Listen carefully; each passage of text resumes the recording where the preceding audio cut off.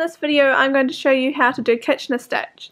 Kitchener stitch is often used for closing toes, closing the heels on an afterthought heel, and also for closing the top of a mitten where your fingertips are. So to do Kitchener stitch, you've got to make sure that you have an even amount of stitches across both needles. So if you have, 20 on the front and then 21 on the back, it will not work. You'll have to go back and work out where you've made an error or do a decreased stitch on the previous round for the stitch that's got too many. So for this example, I've got 10 stitches on each needle. So you want to turn the work so the needle's tips are pointing to the right, so like so. And this is the direction as you're going to be slipping stitches off the needles. And then you need to cut your working yarn. So you need to leave a decent amount of a tail so you're going to have enough to work across these stitches. So for this one here, I would probably cut about that much, and that's giving me probably a bit of fat as well. So just snip the end, and you no longer need the ball of yarn. So you want to arrange your stitches so they're relatively close to the edge. You don't want them too close because of the setup, they can fall off and then you can get in a right pickle. But so you want to have them probably about that. That's generally where I sort of try and start to have them at. And then you take your tapestry or your wool needle and you thread the needle with the yarn.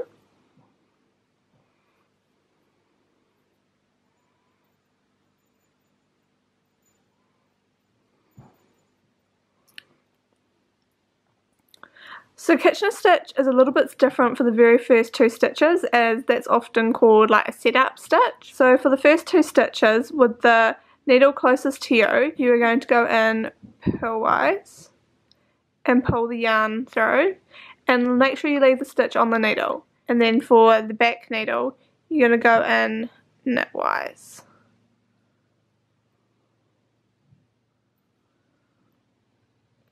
So that is your two setup stitches done. So then to go on to like you will be doing until the very edge. So for the first stitch closest to you, you go in knitwise, and this time you slip the stitch off, pull the yarn through, and then go in purlwise in the second stitch.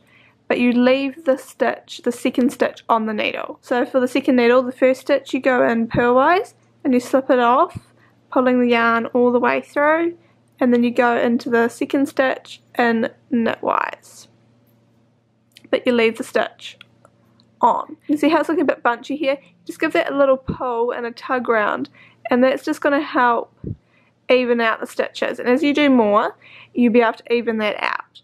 So you go to the first needle, you go slip knitwise, pull through into the second stitch, purlwise, and leaving on the needle. So to the back needle, you go in first stitch is purlwise and slip off, pull all the way through, and then in knitwise for the second stitch, leaving it on the needle and pulling the yarn all the way through. And as you can see, it's starting to sort of mimic a knit stitch, and it's actually closing it. So to do knitwise, you want to come at an angle, so you're going from the front to the back and think left to right. So front to back, left to right, that's knitwise. Pull through.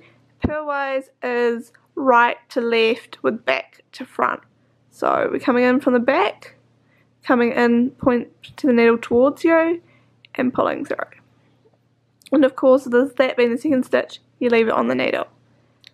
And then for the back, it's going purlwise, so back to front or right to left, pull through, and make sure you drop that stitch off the needle, and then because it's going to be now the second stitch of the set, you do front to back or left to right, which is knitwise.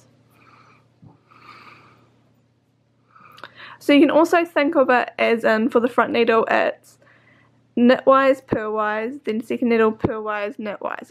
It is always going to be knitwise, knitwise, slip off, purlwise, stay on, purlwise, slip off, knitwise, stay on. Think of it as in knitwise, purlwise, purlwise, knitwise. So you're always going to have a knitwise, then 2 purlwise, followed by knitwise. So we'll show you again, and it's actually very simple once you get the hang of it. So knitwise, slip one off into the second one, and purlwise, leaving that stitch on the needle.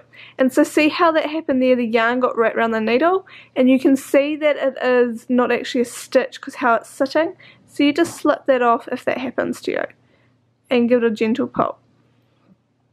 So into the back, purlwise, and then slip in knitwise and pull through. So when you're doing it, because you're trying to mimic the look of a knit stitch, and that's showing you really easily there, you're going to try and want to play with the tension, just trying to tug it just enough that it's going to be sitting at the same tension as what you've knit. You don't want to be pulling it too tight, like really tugging it, as otherwise it's going to make these little stitches along here be a lot tighter. And the whole point of Kitchener stitch is to make it look seamless and to mimic that the whole knitting is just continuously done round. It's just playing to get this even tension, but the whole thing is you don't want to pull too tight and pull too loose. So you just you just do it as you knitwise, slip off, and purlwise. As you can get better, you can wait and do the pull through with both. But when you're learning, it's quite good to do purlwise, pull all the way through, then knitwise. But with practice, you can go knitwise, slip it off, and purlwise into the second stitch, then pull the yarn all the way through for both. And just like on the back, you go in purlwise, slip it off, and knitwise, and pull the whole yarn through. So it's also showing how it's starting to look. So I'll go to the last 2 stitches and I'll show you what to do at the end. So I've got to the last 2 stitches on the last 2 needles. So you're just going to continue, slip one off knitwise, and go in purlwise into the last stitch. So seeing here, it can be a little bit tricky because it wants to naturally go to the stitch underneath, but just make sure you do, just take your time and get the needle in, because you don't want it going through both of those. See there, it's trying to go through this little loop here and this one. You don't want that, you just want it to go through the actual one stitch like that. Pull through, purlwise, knitwise. And sometimes you just got to replay around with your needles like that to get it sitting comfortably. And that's one thing, you kind of want the stitches to be down a little bit further towards the end, because with only having 1 stitch or 2 stitches on each needle, they're more likely wanting to slip off. So sometimes you do need to just pull down and readjust where your stitches are sitting on the needles. So that's generally, now with having less stitches, I will have it more likely down on the needles. Okay, so now we've only got 1 stitch on each needle. So you're just going to go in knitwise, and you're going to slip that 1 stitch off, and this is where it's very easy to slip this 1 stitch off without pulling the yarn through. So you just got to be very careful when doing that. And now this one, you go in purlwise, and you slip it off, and you're done. So that is Kitchener stitch. Often you will have this sort of like little bit of the bunchy yarn towards the edge for the last few stitches, but to fix this, you just get your non-dominant hand, put it up inside the sock,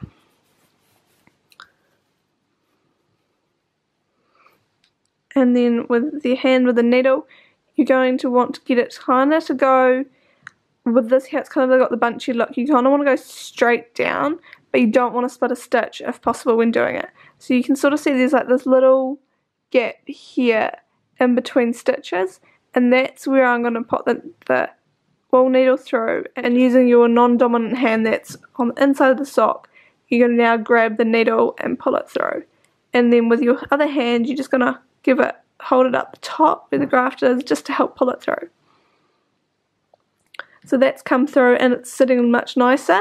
It's still got a little bit of a looseness, so I will get the needle from the inside, and that's just a little bit of playing because you don't want to catch any of the stitches. So a lot of the time I will be sort of encasing it into a fist, the needle inside my fist inside the sock to bring it up, push it up, and then you use your fingers on the inside to feel, and as well as the hand on the outside, you push the needle up, coming up, and out.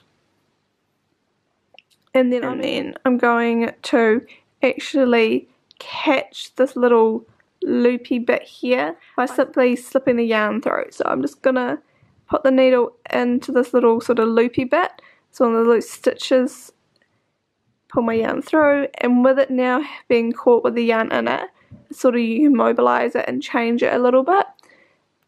And now with the yarn having it through, you can control this little loop a bit better. So I'm just going to go and try and go straight back into this little bit where I came out in between two stitches. So you can see I'm not going to be splitting any of the yarn. I'm just going straight in between two stitches where they will naturally be sitting. You won't even notice the yarn go through, and pull the yarn along with the needle into the inside, and that, give it a gentle tug, and that has pulled the loose loop of that last stitch through. So you just want to have a little play around and give it a bit of a stretch, and that's just to help everything evenly sit.